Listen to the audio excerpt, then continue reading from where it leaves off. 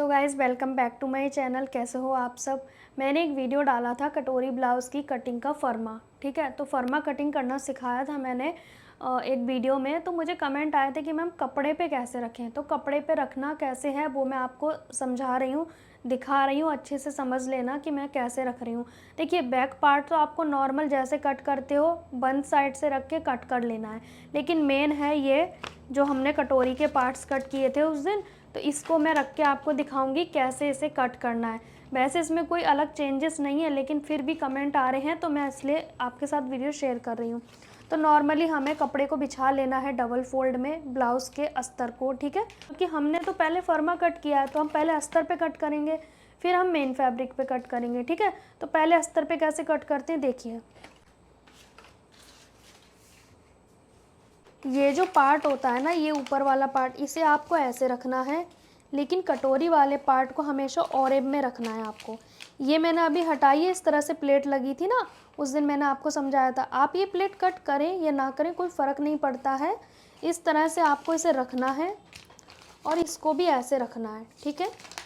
लेकिन इस कटोरी को हमेशा ऑरेब में रखें, सीधा ना रखें, ऑरेब में रखें, क्योंकि ये हमारा पफ क्रिएट करता है। तो इसे हम थोड़ा सा आड़े में रखेंगे। और इस क्रॉस पट्टी को इस तरह से सीधा भी रख सकते हो, आड़े में भी रख सकते हो, कोई प्रॉब्लम नहीं है।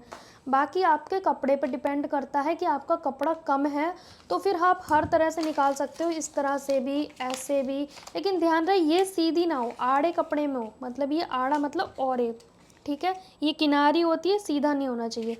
कटोरी का ध्यान रखना है, ये आड़े में हमें निकालनी है, कहीं से कोई मार्जिन नहीं लेना है। जितना है ये वैसे ही आपको कट करना है, ठीक है। हमने मार्जिन तो ऑलरेडी ले लिया है ना इस कटोरी में, तो मार्जिन लेने की कोई ज़रूरत नहीं है। बाकी आपको सेम लेके और बराबर से कट कर लेना है। फिर हमने ये कट कर लिए, और जो बैक पार्ट है वो नॉर्मल यहाँ से बंद साइड से निकलेगा, जैसे भी हम और नॉर्मल ब्लाउज़ के लिए निकालते हैं, ठीक है। तो ये मेरे को बताना था कि भाई कैसे इसे कट करना है। इस तरह से भी आप कर सकते हो, लेकिन कटोरी जो है वो ऐसे आड़े में होनी चाहिए, ठीक है। इस तरह से आप निकाल सकते हो, कहीं से कोई मार्जिन आपको लेने की ज़रूरत नहीं है, ठीक है। साइड से जो कपड़ा बचेगा थोड़ा बहुत, उसमें हम स्लीव्स की कटिंग करेंगे।